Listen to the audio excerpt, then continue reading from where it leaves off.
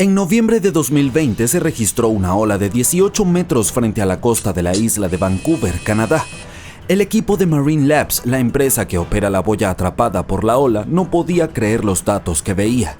Todo estaba normal y luego, inesperadamente, una fuerza enorme llegó, hundió la boya y luego la lanzó hacia arriba hasta bien alto antes de llevarla aún más profundo. La probabilidad de que se forme una ola tan grande es de una vez cada 1300 años, por lo tanto, tenían que estar seguros de que no se tratara de un error técnico. Marine Labs envió los datos a un científico especialista en olas errantes de la Universidad de Victoria. Analizaron y validaron los hallazgos y los compartieron en febrero de 2022. La ola se convirtió oficialmente en la ola errante más extraña jamás registrada, ya que tenía 3 veces la altura de las olas a su alrededor. Por suerte, este gigante no dejó ningún daño, ya que ocurrió demasiado lejos de la costa. Durante siglos se creía que las olas errantes solo existían en las historias de los marineros. El propio Cristóbal Colón mencionó una ola errante, pero en aquel entonces oficialmente no se reconocía su existencia.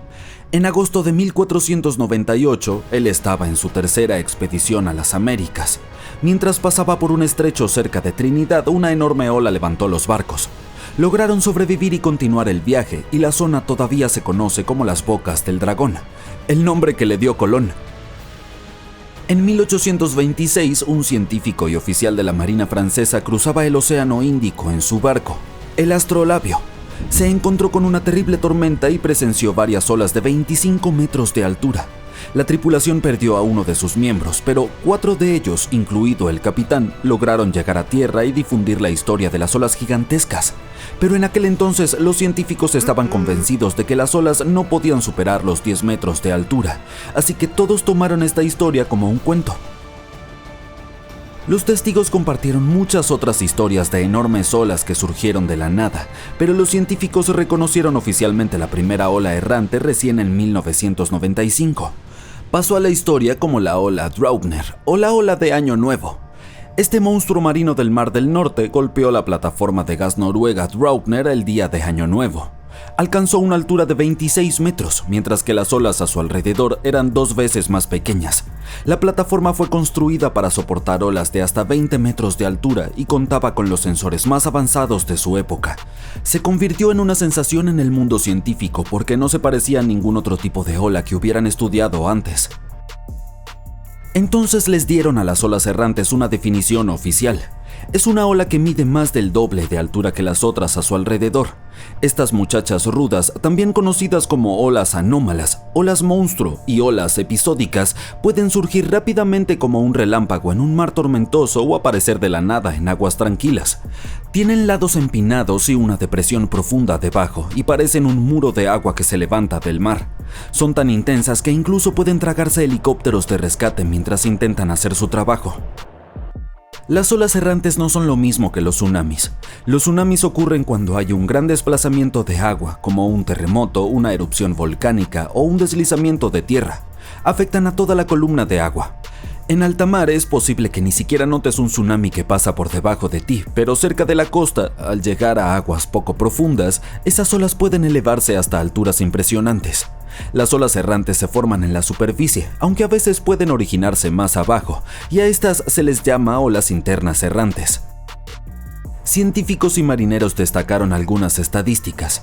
Las olas gigantes se forman más frecuentemente cuando trenes de olas se encuentran con corrientes oceánicas rápidas.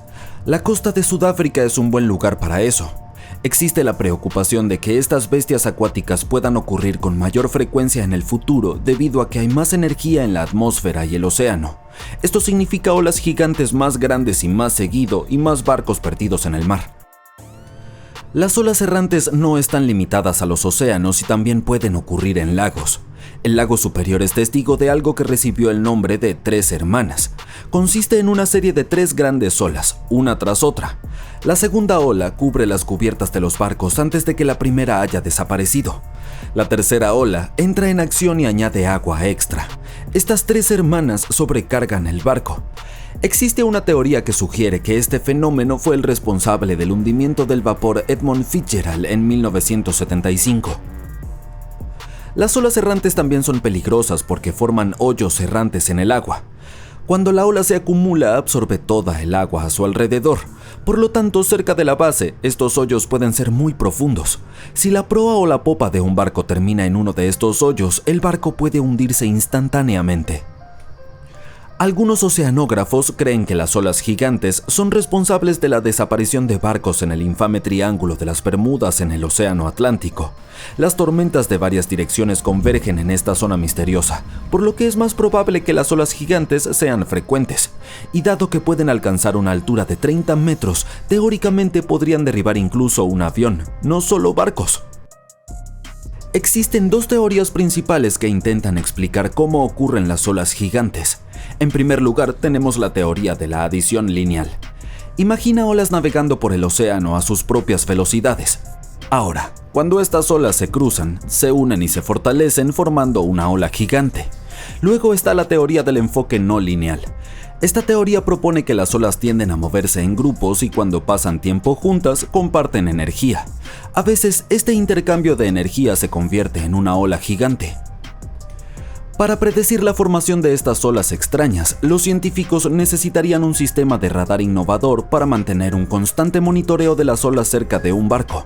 Recolectarían todos los datos y los integrarían en un modelo matemático sofisticado que representaría, en tiempo real, cómo es la superficie del océano en ese preciso momento. Este modelo tendría que realizar nuevos cálculos sobre la situación de la superficie cada 5 minutos. Informaría a la tripulación si hay alguna ola extrema que se avecina en los próximos minutos. Tal sistema aún no existe, pero a medida que los científicos midan más olas errantes, los matemáticos podrán encontrar una manera de alertarnos sobre las próximas olas errantes que se están formando. A veces puedes escuchar el término ola dormida como sinónimo de olas errantes, pero los oceanógrafos afirman que hay una diferencia. Las olas errantes ocurren principalmente mar adentro y las olas dormidas se forman cerca de la orilla. También se conocen como olas rey y olas sorpresa y se acercan a la playa mucho más rápido de lo habitual.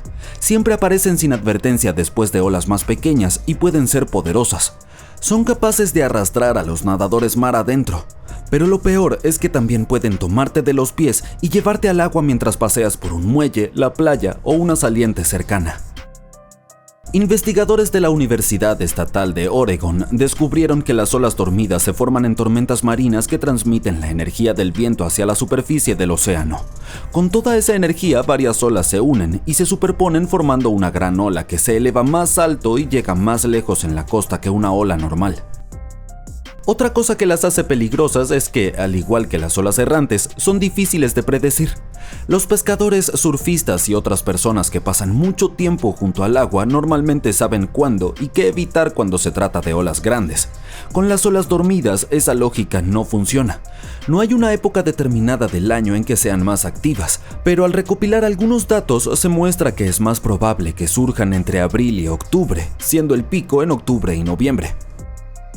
Las olas dormidas transportan grandes cantidades de agua, arena y grava que pueden llenar tus zapatos en cuestión de segundos y arrastrarte si tienes la mala suerte de estar en la costa en ese momento. Estos monstruos marinos también tienen el poder de mover enormes troncos, lo que crea otro peligro.